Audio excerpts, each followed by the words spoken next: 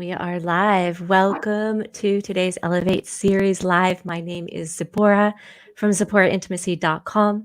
I am an intimacy and relationship educator, and I'm highly passionate about building bridges through intimacy and compassion and empowering individuals to really cultivate their emotional intelligence skills so they can go out into the world and create thriving connections and extraordinary relationships, especially on the planet today. But I'm thrilled for our guest today and this topic that I'm going to share a little bit before I introduce our guest. But the topic was inspired by actually one of the panelists, Dr. Shabita Teja. And it was inspired by the first ever Elevate series we did by something that came out, a very personal, vulnerable share in our dialogue. So I'm excited to go deeper into these topics as I'm joined here today by Dr. Demeri and Dr. Shabita Teja for a discussion on fertility, in vitro fertilization, surrogacy, and family planning in today's world. But before I introduce them more and hand the baton over to them, for those of you listening in, as well as our speakers, if they feel the call, now is the time that you can take this video as we are already live, and you can take it and just post it to your pages so your tribe, your community can join us here today and ask questions as they wish. So our guest today, I'm trying to think of the direction I want to go with this. You know, one of the things that I saw on the planet at the beginning of COVID is actually very personal. Like a lot of friends were finding out they were pregnant. You know, they were starting this, the family planning, and all of a sudden the shock came into their system. And I know that's one of the topics we're going to explore today. So Dr. Demeri, she has been practicing since 2007 and has been specializing in integrative functional medicine for women and children, and is the director of functional medicine at the University of Irvine's Department of Medicine. And Dr. Demeri, I'd love to just hand this over to you and have you deepen more and share more about your practice and your work in the world today. Oh, thank you. I'm so happy to be here. So I'm a naturopathic doctor originally from Canada. I've been doing this for 13 years now.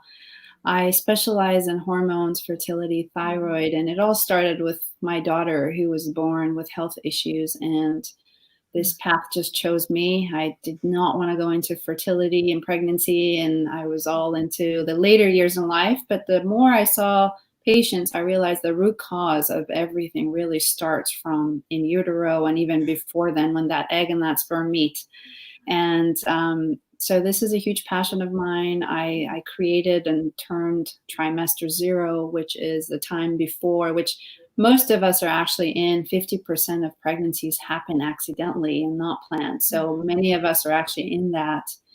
And yes, you're right. This is an interesting time, and many were very stressed. My patients were worried about planning, or who are pregnant or about to give birth, or they had their IVF canceled. So it's been an interesting time, but I'm sure we'll talk more about how this can actually be a beautiful time for all of that. Yeah. Thank you so much for being here. And I love hearing, and I'm sure you'll share more about your personal story, right? What inspired you to go in a different direction with your work? I'll start by saying that she had 7 eye surgeries, and I remember holding her at Sick Kids Hospital in Toronto, and I thought, why is it that we don't talk to couples ever before they have babies? Usually you go see the OBGYN and it's so basic, like don't do drugs, don't drink alcohol too much. You still can have 2 cups of coffee. Make sure you don't have HIV or chlamydia or gonorrhea. And it's like, that's it. The bar is so low. And that's it. And then couples start trying, and let's say they have problems for a whole year. Then they start looking at tests, and then they maybe will look at the guy, and the guy is usually out of the picture, and it's all blamed on the female. So I remember feeling that guilt of like, what did I do wrong? This is me. Something, I had all this regret and guilt, and why did this happen to me? All these things. Same with women who have miscarriages or lose their child. I mean, how many women and couples lose their child within the first year of giving birth in the US? The rates are just astonishing. It's crazy. I was looking at the stats last night.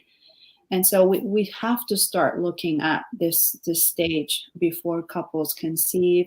We have to start educating our teenagers on birth control pills, on medications, drugs that they're on for their depression, for focus, and vaping and marijuana in guys, what the guys are eating and how their sperm, I can geek out on all this, but it really, really is important, because your future child, and if you have a daughter, your future grandkids are already genetically there. And so we have a responsibility, I think, to really help, because our next generation is the first generation now that's not going to live as long.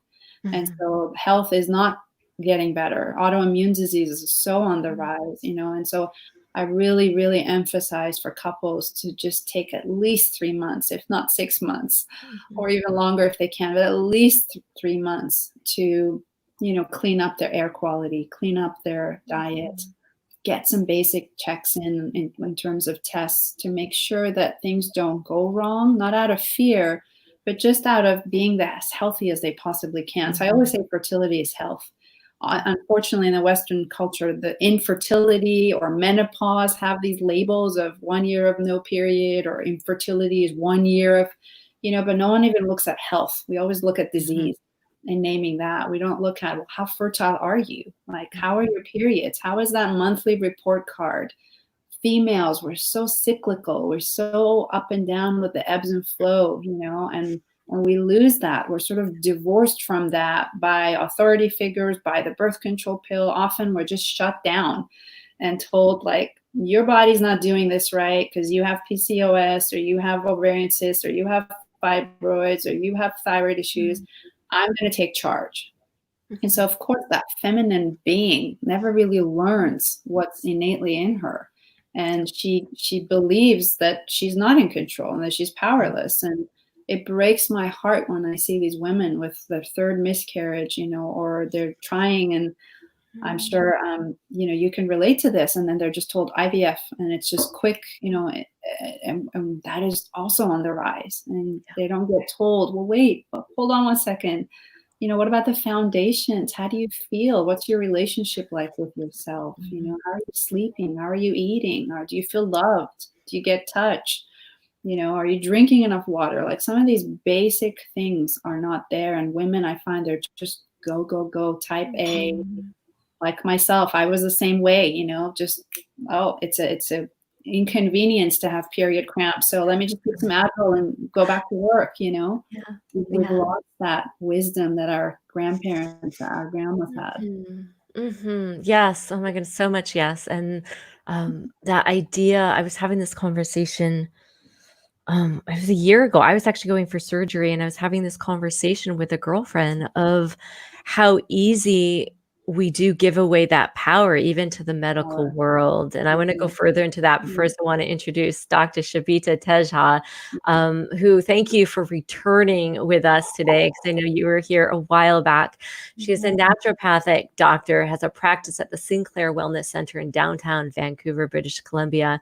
And Dr. Shabita, would you just share a little bit more about your practice and why you're here with us today? Yes, absolutely. I'm sitting here listening to Dr. Demeri, and I'm fangirling out, I have to say. I'm a big fan of yours. I'm right there with you.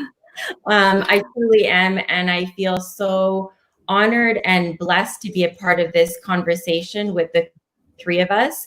It was sort of conceptualized as a, maybe it'll happen, kind of dreaming it, and it's come to fruition. So I feel very honored to be a part of this, number one. And thank you, Tziporah, for organizing this. I truly appreciate all of your efforts.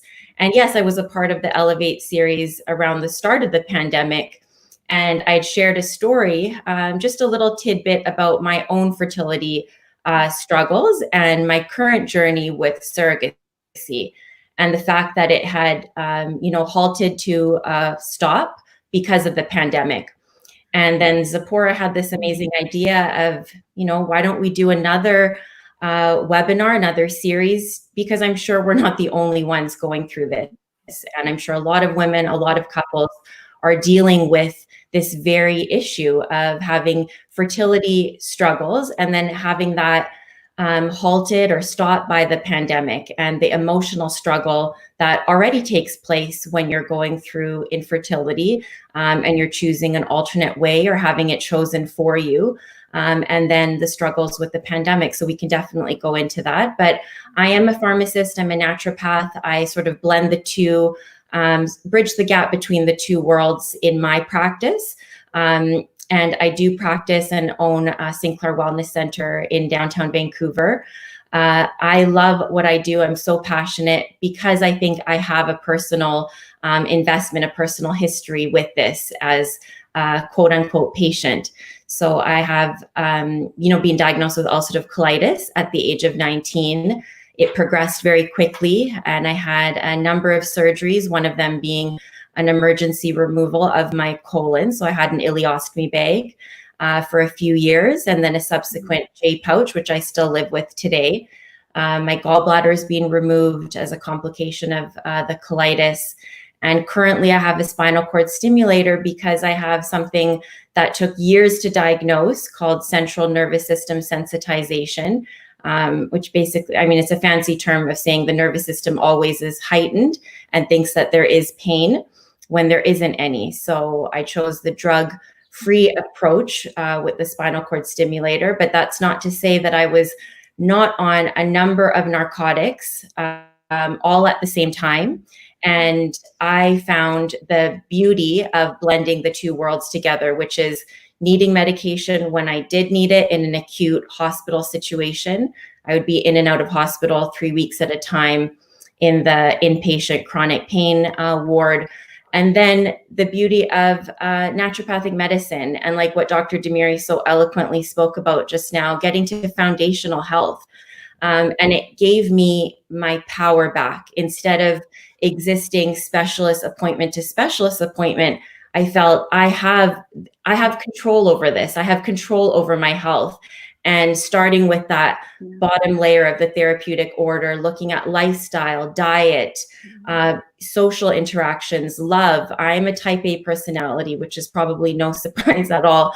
But just trying to dig deeper into what it meant to be Shabita and what it meant to be a being on this earth, and to have my mental, physical, and emotional, spiritual health all interwoven together and being treated as a holistic, comprehensive being, rather than compartmentalized into your gastrointestinal system, then your nervous system, your endocrine system, and being treated individually. So it just, it spoke to me. It took me double the amount of time to get through schooling because of my own health struggles.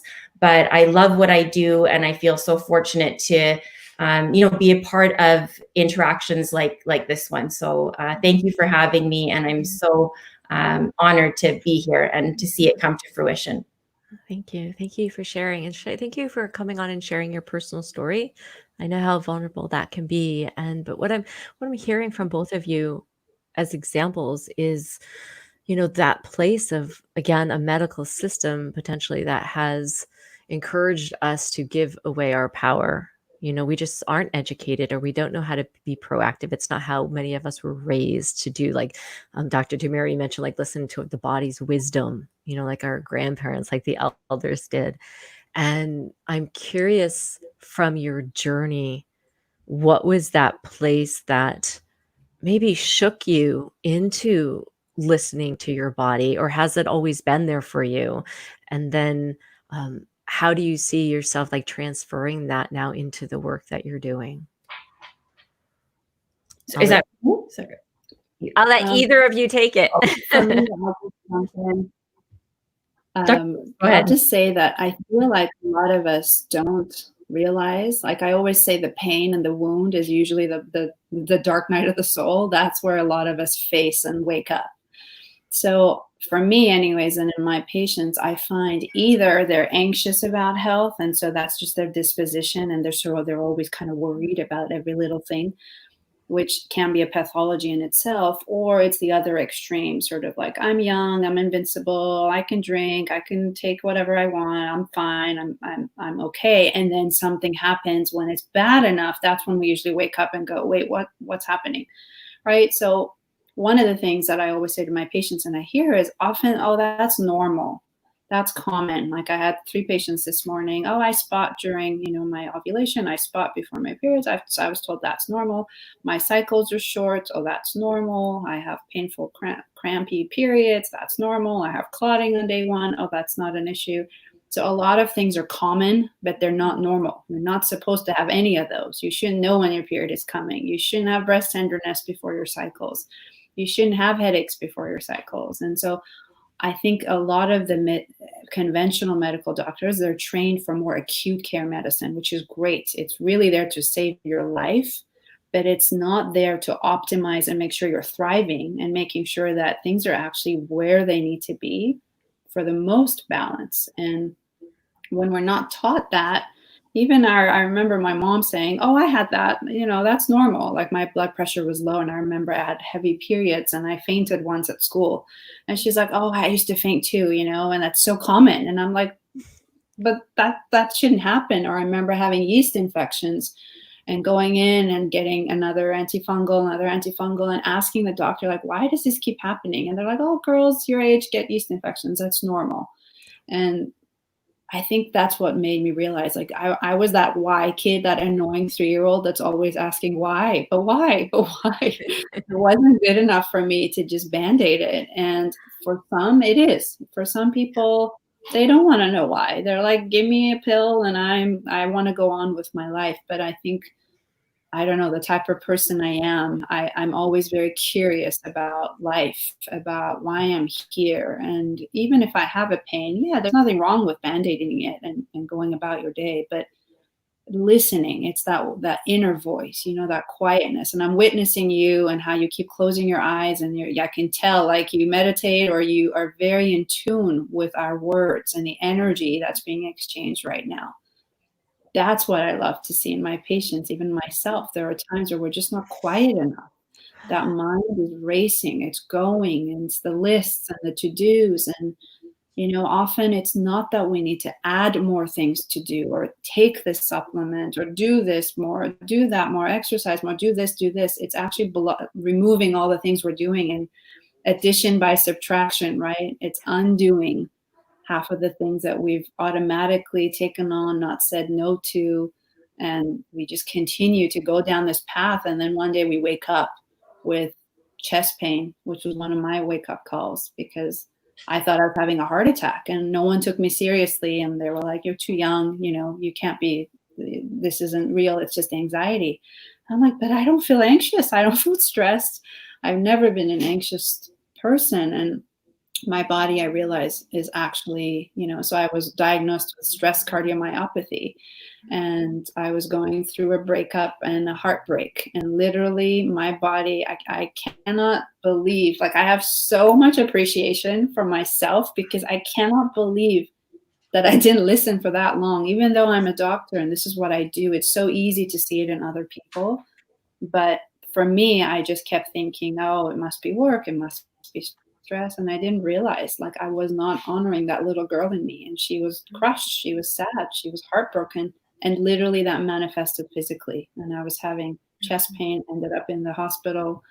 And when I did the mindfulness self-compassion course after that, I've had no pain since. So I know it definitely was psychological. And so I think a lot of us, to go back to your question, there has to be a breaking point. There's a point where we go, this pain is so hard, it's so bad, it's so much, that I can choose now to continue down this path, and it will probably repeat again in another experience, until I wake up and have that awakening of, okay, the common denominator in all these experiences is me. What do I need to do to shift this?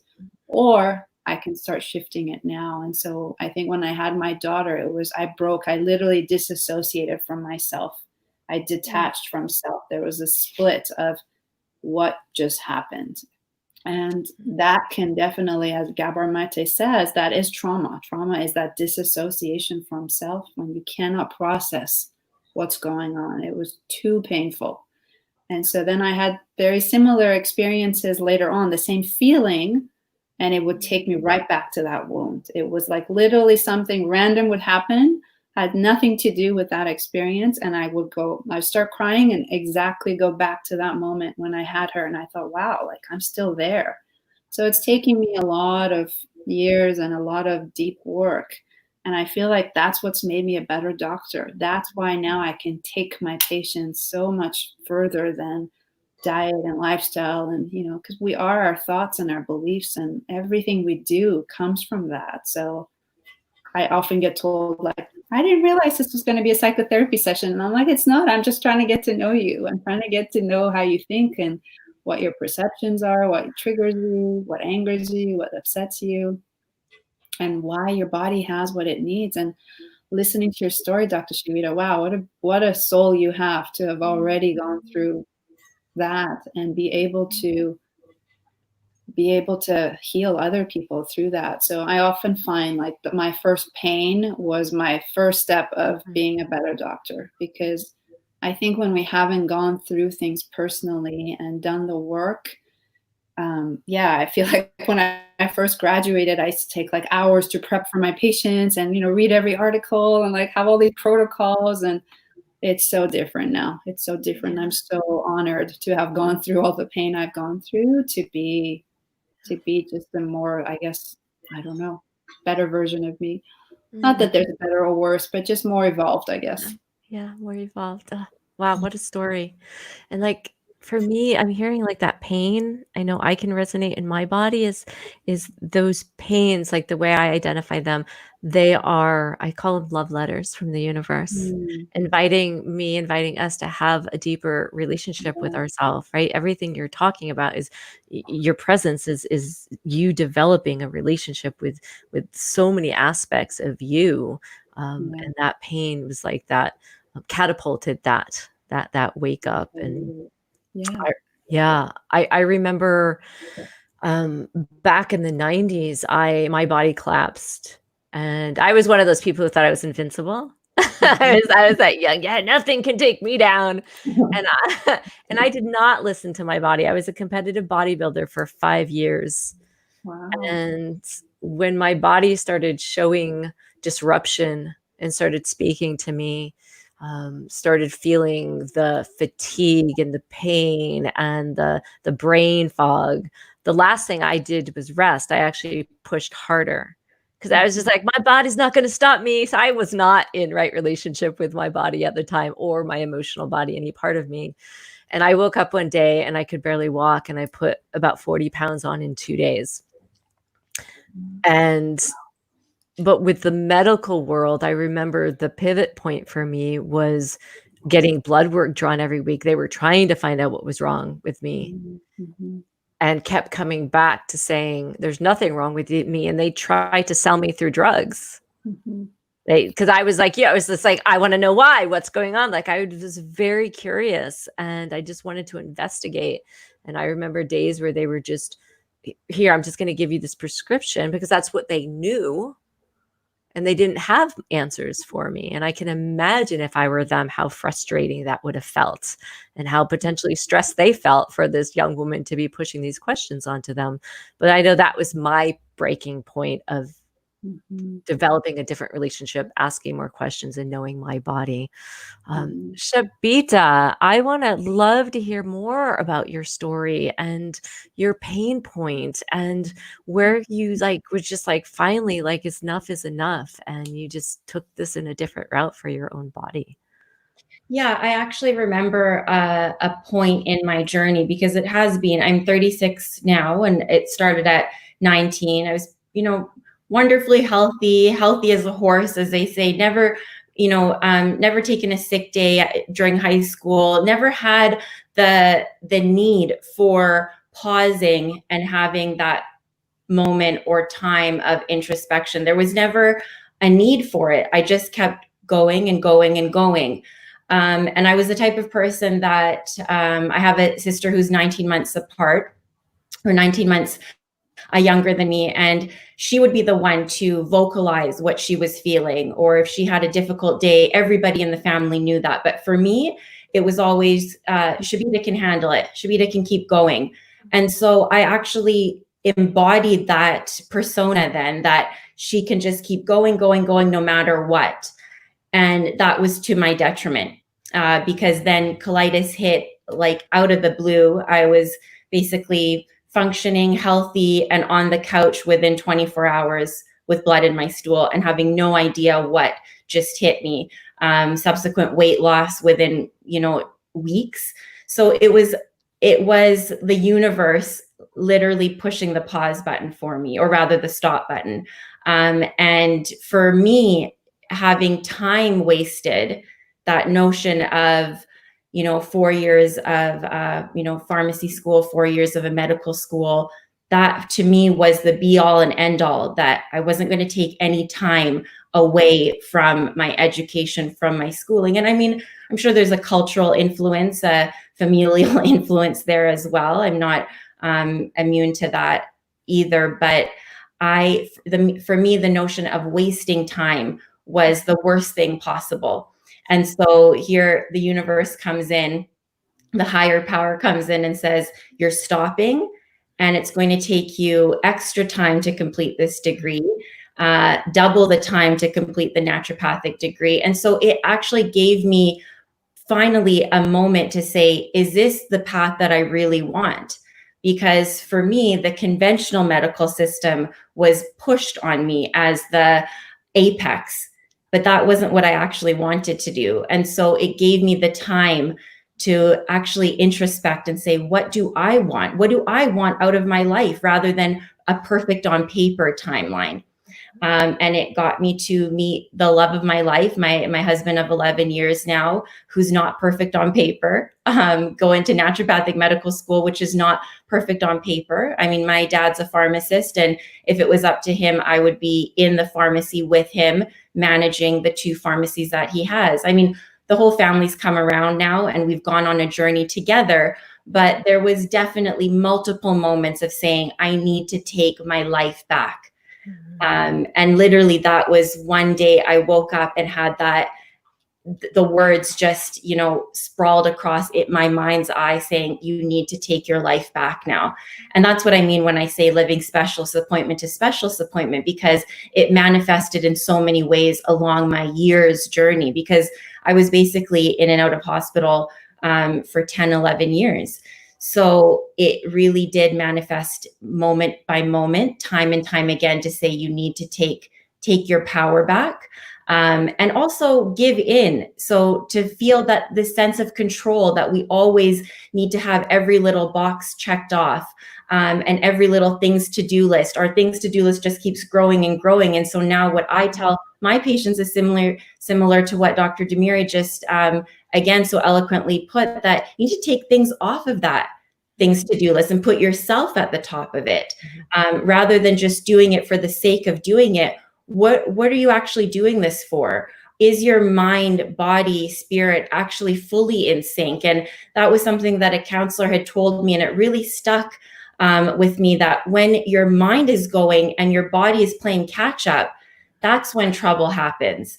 So when everything is in sync and you're going through this life as a comprehensive, collective, holistic unit, and everything is in sync, that's when you have, time is no issue. You feel tons of energy. You feel vital. And that's what I tell my patients now, is that we don't want you to feel like you're existing day to day. I want you to feel like you're living a life of vitality.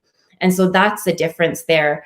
And I know the fertility issue has come from that health struggle. And talking about giving up control, I don't know a more poignant situation about giving control to this other being and saying, can you carry our embryo?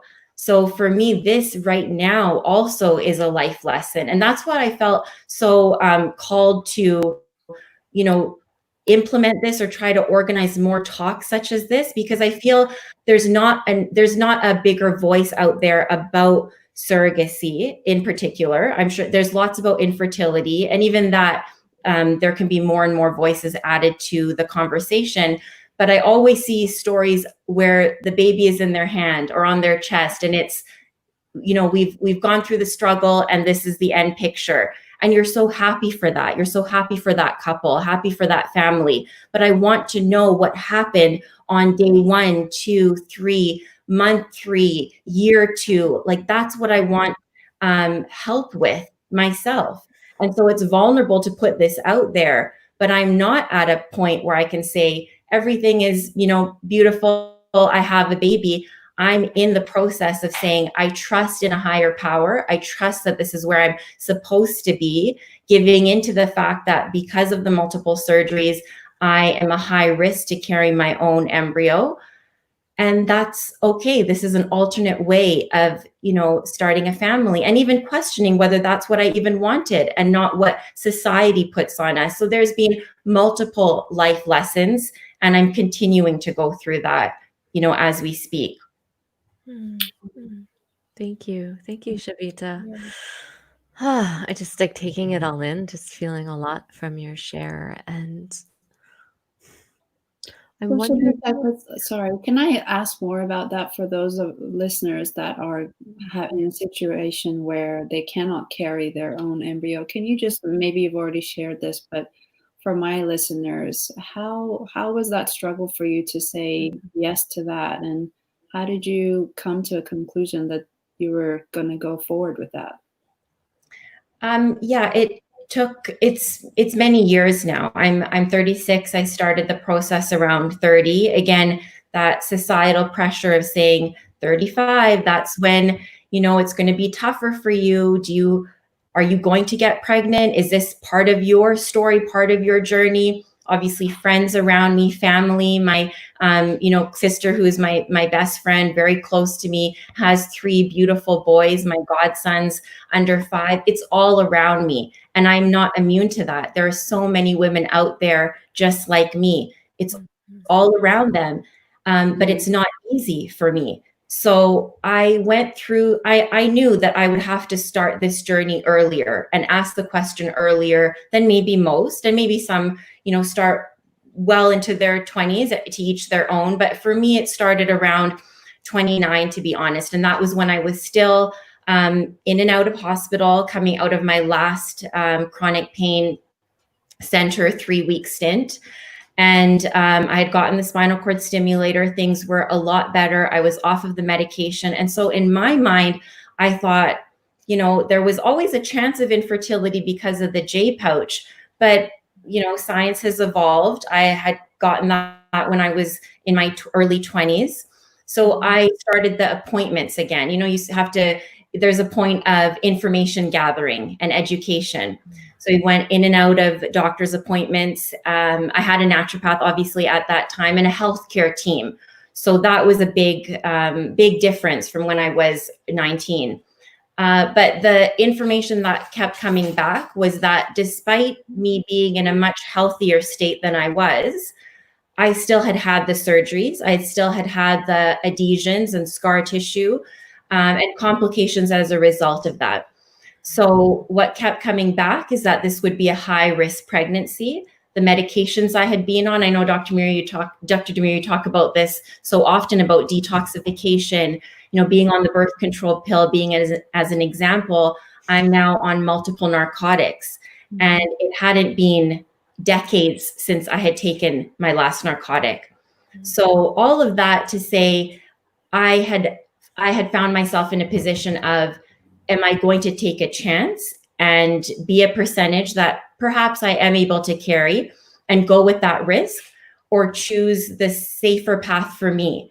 And honestly, it was in moments of meditation, in moments of asking the higher power to say, please guide me. And I do that daily, because it is a daily struggle. Even with the pandemic, having everything halted, we'd finally found our surrogate. She was a week away from starting her journey of preparing for womb, and everything shut down.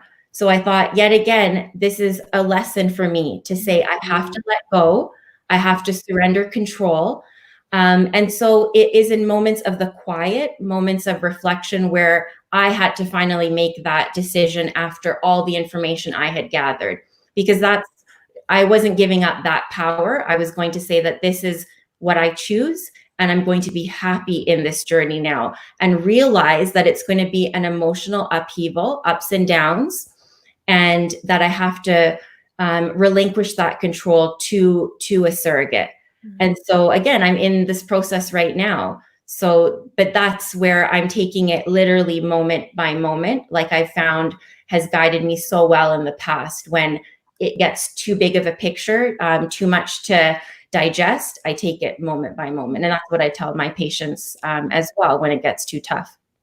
Thank you for sharing that. Thank you. Thank you for asking that. And I'm curious from both of you, like, I'd like to follow this thread of surrogacy and where women might be, it might not even be an idea that they haven't even brought into their awareness as of yet, or they might have fears. I'm curious, especially today, like, what are some really big loopholes or challenges around surrogacy, mentally, emotionally, but also even just accessing the right surrogate in today's world? Yeah, I mean, surrogacy for me, again, there's not a lot of voices to go off of and to say that you've gone through this, let me try to mirror that journey or have some support. There's not a lot of hand holding because it is so new. I have through, friends of friends, my sister's a medical doctor, so she's had some colleagues and friends of colleagues that know of people that have gone through similar journeys. So we've connected that way. And I found that so useful. That was one thing. And I'm glad you asked the question, because I wanted that to be relayed today, that it is so important to try to find people that are going through similar journeys, because we're all unique, yes, but it's so helpful to have that support. I have a few on my, text messages and threads, group chats to say we've gone through this. And there's few. I mean, it's not a whole lot of people. I would say there's 3 of us, but it helps. It's better than going through it alone. And then there's friends that have gone through their own fertility struggles, have had infertility, have had to use egg donors, have gone through IVF. So the struggle is not identical, but it is similar. And so that I find very helpful as well. Surrogacy in Canada is still new. The laws, I mean, we just signed our big agreement with our fertility lawyer yesterday.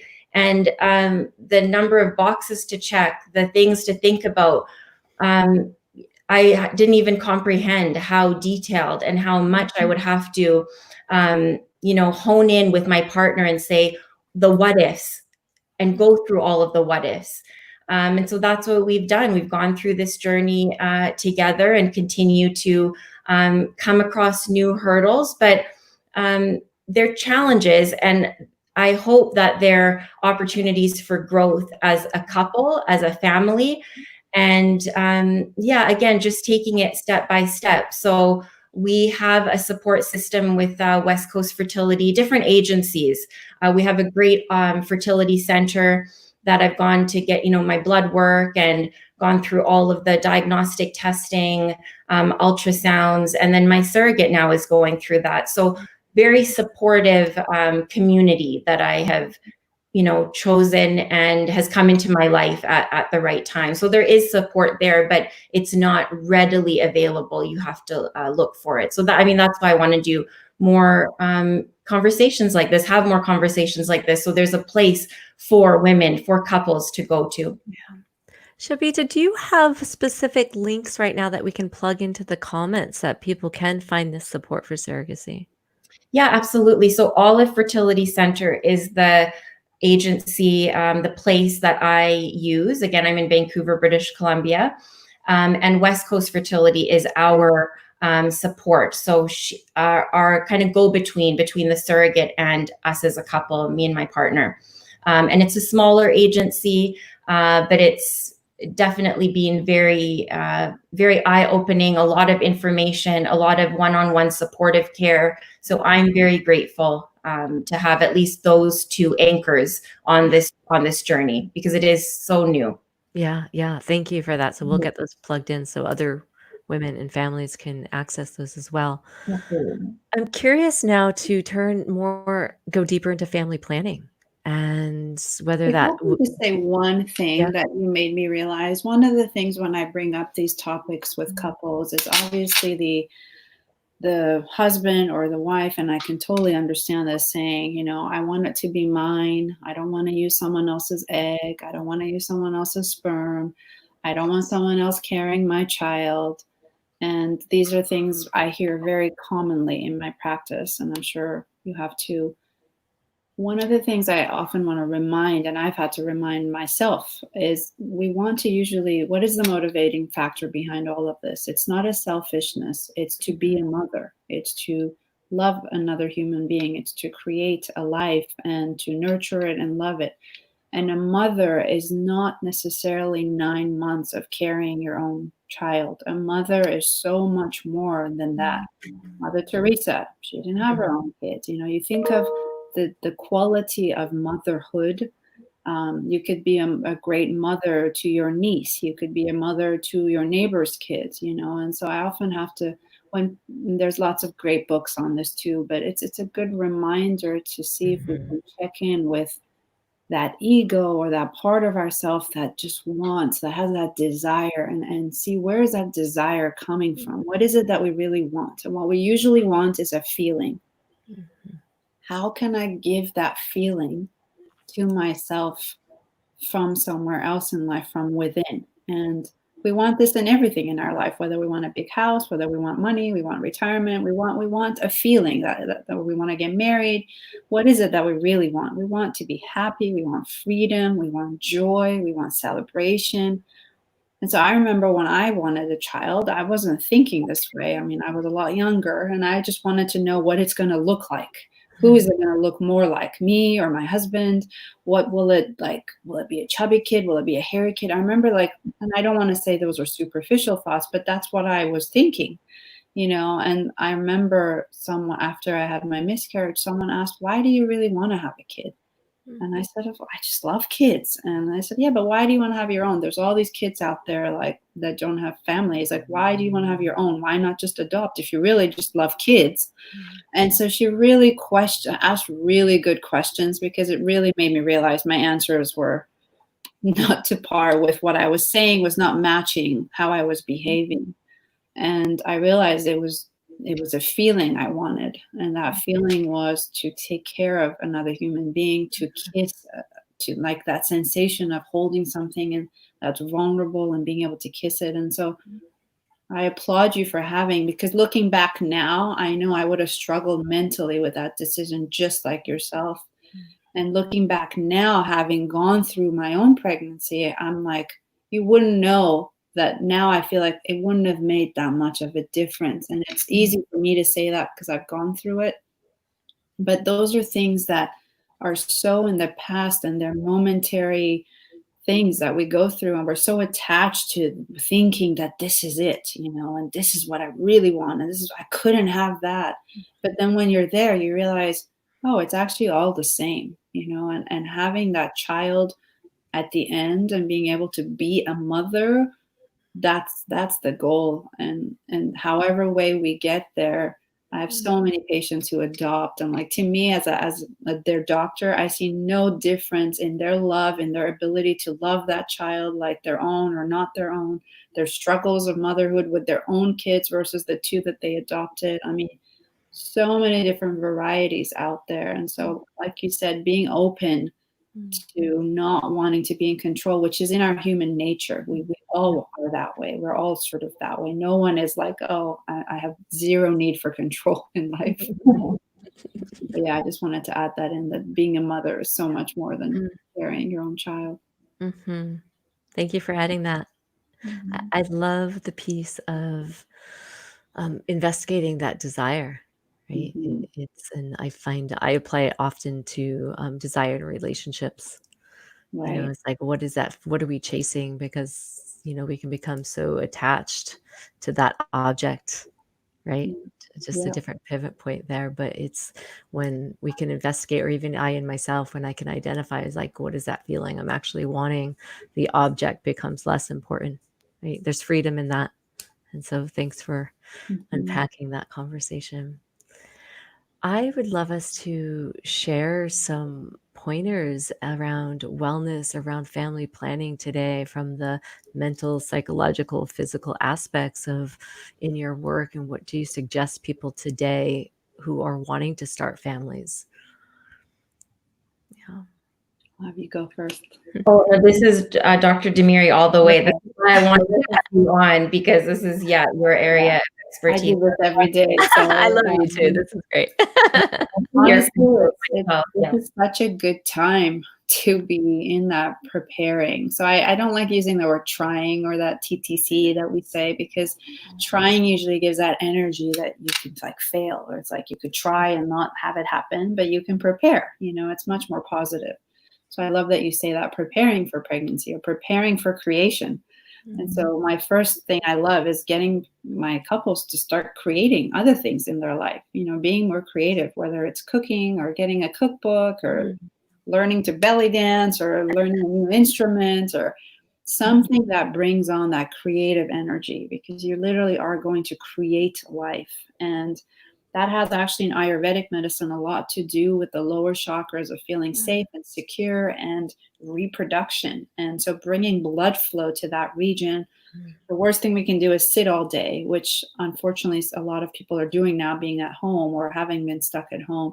So movement and flow and bringing blood to the arteries and the uterus and the ovaries, which are tiny, and really movement and sweating and basic things that we tell patients to do all the time, but they're too busy. Now I feel like this is like, you have no excuse. You're at home and you can cook more.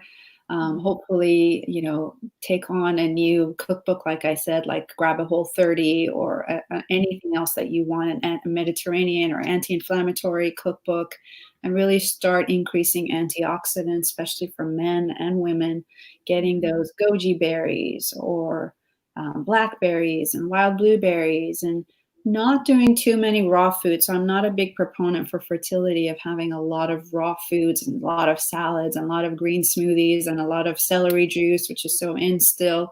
Those actually are not the best for fertility. Imagine what you'd give your child to eat. And usually we give them steamed, pureed, cooked foods that's easy to digest. And we want the same thing for our moms and dads. And start thinking, if you actually are preparing, start thinking, what am I doing right now that I probably wouldn't want my kids to do? Imagine a 3-year-old, would I want them drinking coffee? Would I want them drinking alcohol? Would I want them vaping or having that little bit of weed on the weekend, if this is you or your husband?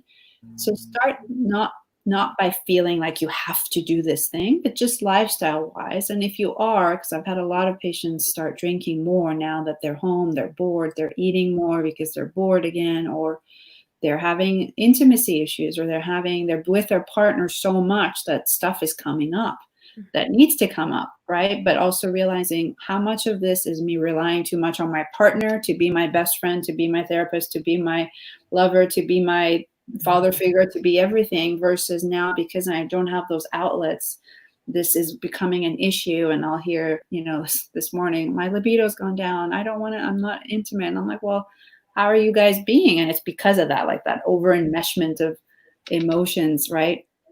So this is a time where I say, really look at air quality, look at the water you're drinking. Does it need to be filtered?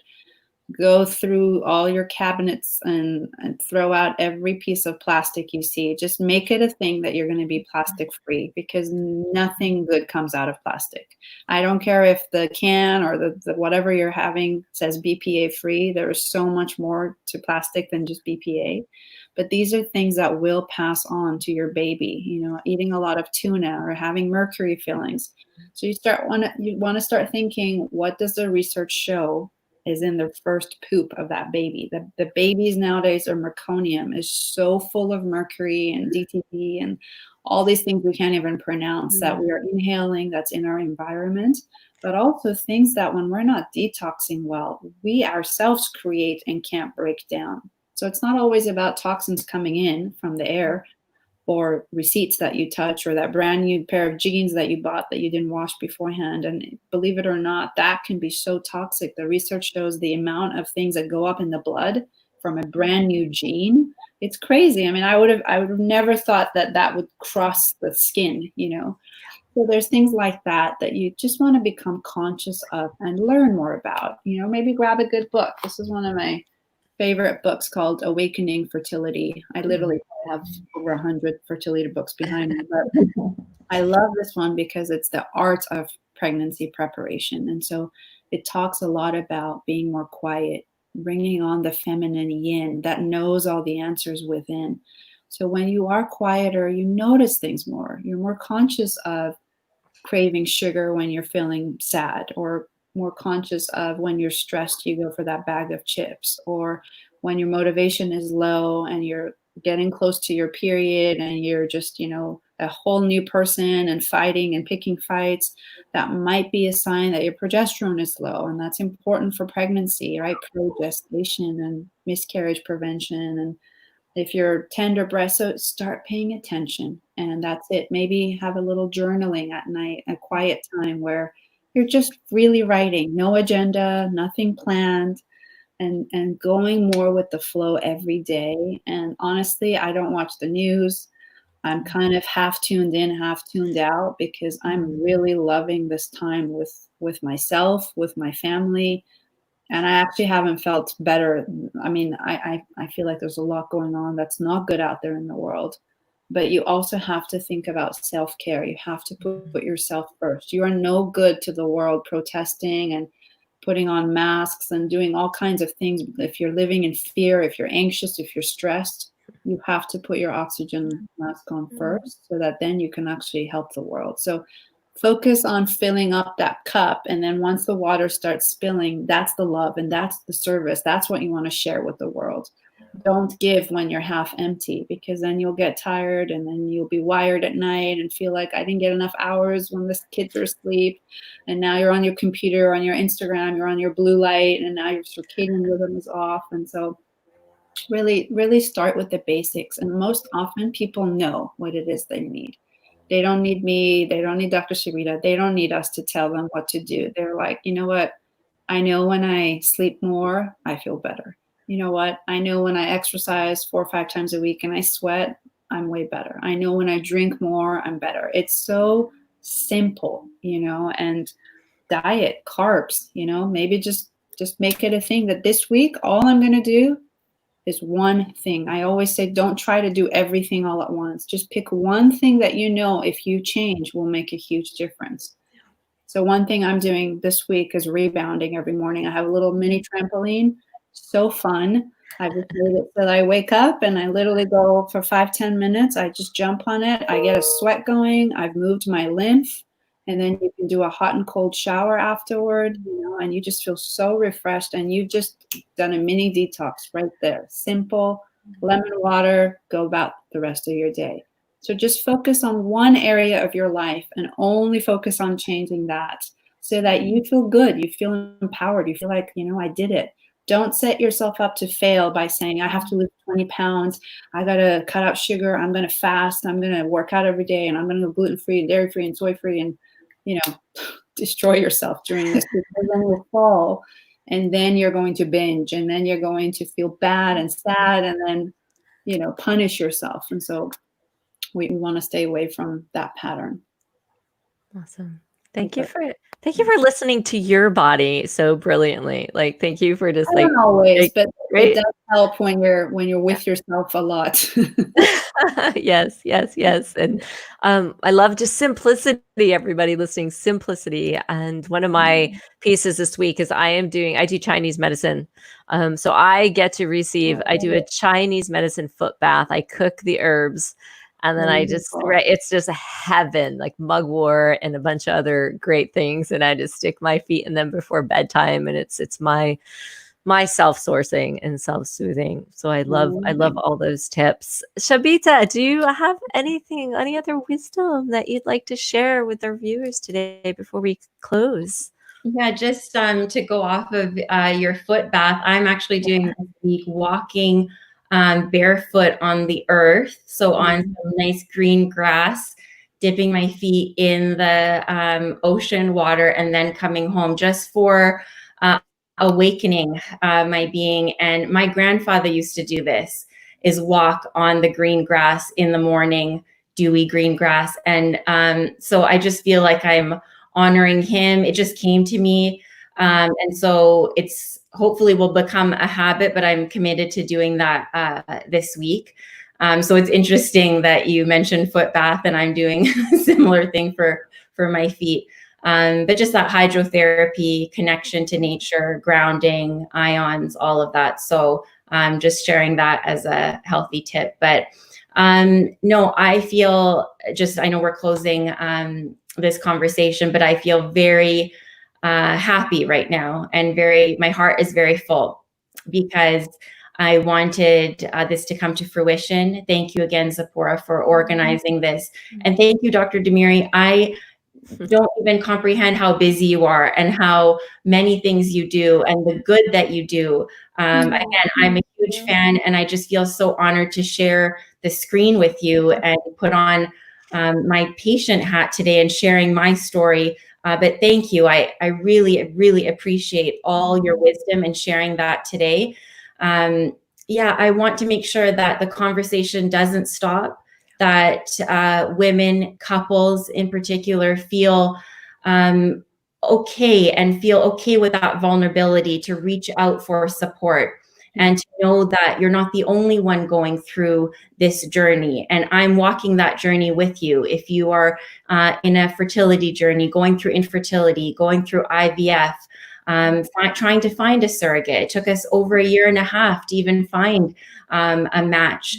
So it is a vulnerable process, but you're not going through this alone. And just like Dr. Demeri said, a mother is a mother. It doesn't matter what that happens to look like, whether it's your own egg and your partner's sperm or vice versa, whatever the case may be.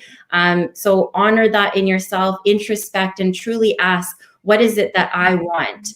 What is my passion? What do I want to do in this world? Do I want to even have a family? So taking pause and asking yourself that is really important, and know that you're not alone, and it's okay to be vulnerable, because I will tell you, I was a little bit nervous before having this conversation, because I am opening up a big part of my life that not a lot of people know about. But I hope in doing so, I inspire others to do that. So thank you for organizing and allowing this conversation to happen. Thank you, Shabita. Shabita, thank you for the inspiration, but for the courage in using your voice right now. Like, one of the things that I'll close on and tap into what you shared was, this conversation wouldn't have been something that just came through me. And you inspired that, and you invited this in through something that's very real and alive for you. And I just feel that your voice and is just going to impact so many people's lives. And I just want to thank both of you for everything that you're doing to inspire families and children and families right now on the planet to just listen more to what's going on in here. Can I have both of your websites real quick? Just we want to plug that in the comments before we sign off today. Yeah, for me, it's aimforwomen.com, aim as in AIM. And then I'm very, very much active on Instagram. So if anyone wants to follow me at Dr. Demeri and DM me.